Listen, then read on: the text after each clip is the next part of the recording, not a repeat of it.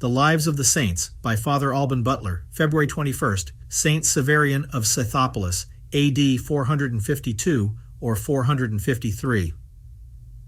In the reign of Marcian and Saint Pulcheria, the Council of Chalcedon, which condemned the Eutychian heresy, was received by Saint Euthymius and by a great part of the monks of Palestine.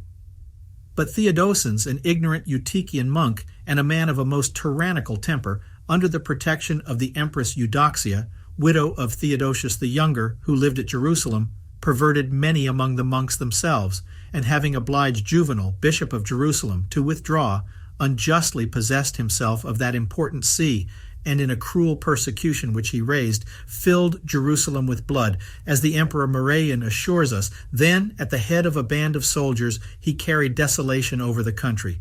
Many, however, had the courage to stand their ground. No one resisted him with greater zeal and resolution than Severianus, bishop of Scythopolis, and his recompense was the crown of martyrdom. For the furious soldiers seized his person, dragged him out of the city, and massacred him in the latter part of the year 452, or in the beginning of the year 453. His name occurs in the Roman Martyrology on the 21st of February.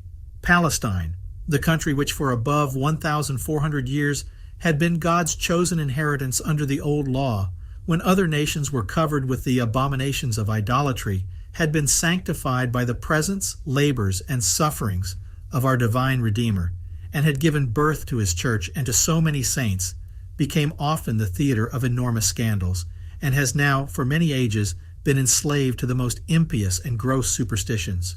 So many flourishing churches in the East, which were planted by the labors of the chiefest among the apostles, watered with the blood of innumerable glorious martyrs, illustrated with the bright light of the Ignatiuses, the Polycarps, the Basils, the Ephraims, and the Chrysostoms, blessed by the example and supported by the prayers of legions of eminent saints, are fallen a prey to almost universal vice and infidelity.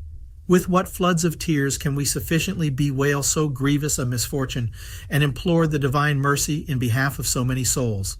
How ought we to be alarmed at the consideration of so many dreadful examples of God's inscrutable judgments, and tremble for ourselves. Let him who stands beware lest he fall. Hold fast what thou hast, says the oracle of the Holy Ghost to every one of us, lest another bear away thy crown.